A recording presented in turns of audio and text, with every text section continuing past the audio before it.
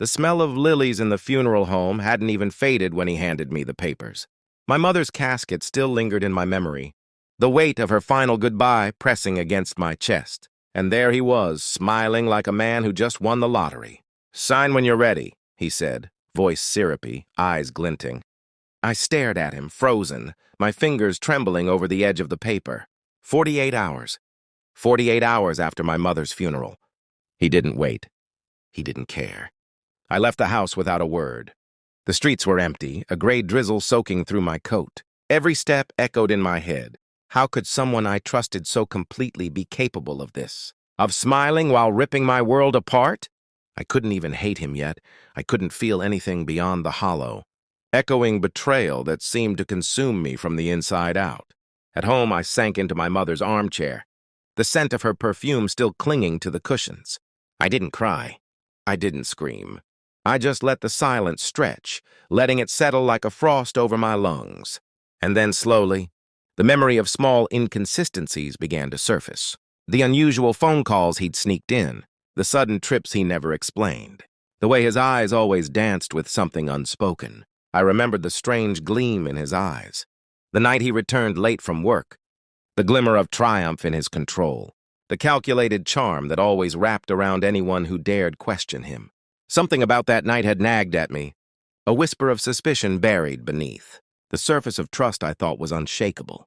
I pulled the papers back from the kitchen counter, unfolded them, scanned the lines of legal jargon that suddenly felt like daggers.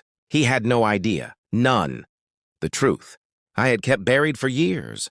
The protection my mother had sown. Into every document, every account, every piece of legal maneuvering was still hidden, waiting. And for the first time since the funeral, I felt the stirrings of clarity. The quiet rage began to simmer, controlled but potent, curling around my thoughts like smoke.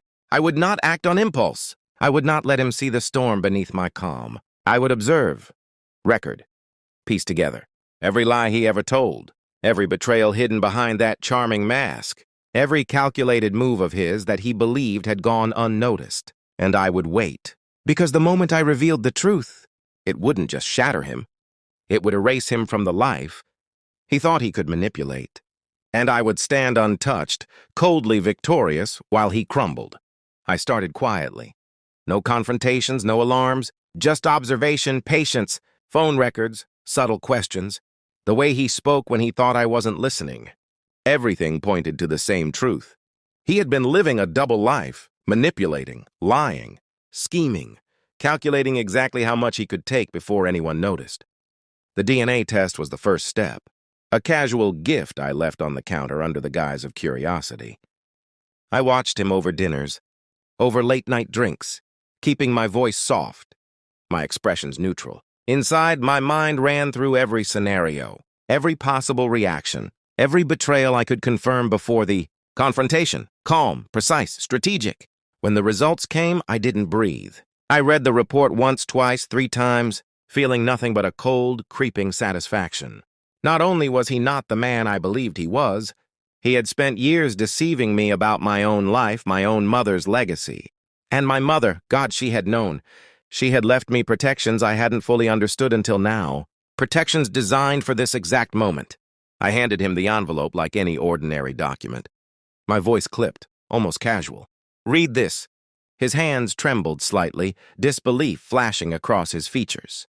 The charm, the arrogance, the false innocence, it cracked just for a second. He looked at me, eyes wide, searching. This isn't possible," he stammered. I smiled faintly, coldly, letting it linger. "Everything you believed about me, about my life, about my mother's intentions, it was all under your nose, and you never saw it." He slumped, realization crushing him, words failing. That smile he had shown at my mother's funeral, gone.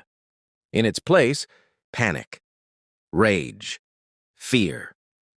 But I remained untouched, composed.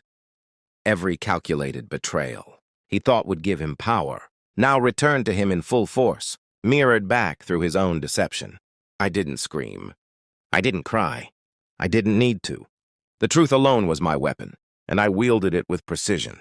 He fell apart while I observed, the weight of every lie he'd told pressing down on him. Then I walked away, Not a word, not a backward glance. The house behind me, the inheritance, the secrets all mine, safeguarded by my mother's foresight and my own careful patience. He would remember the moment forever, the moment he realized control had slipped through his fingers. Outside, the air was cold, crisp, clean. I let it fill my lungs as I stepped onto the street, leaving his destruction behind. I was free, not healed, not whole, but unbroken, and the storm I carried inside, it was mine alone. Finally, I smiled. Not for him, not for anyone, just for me.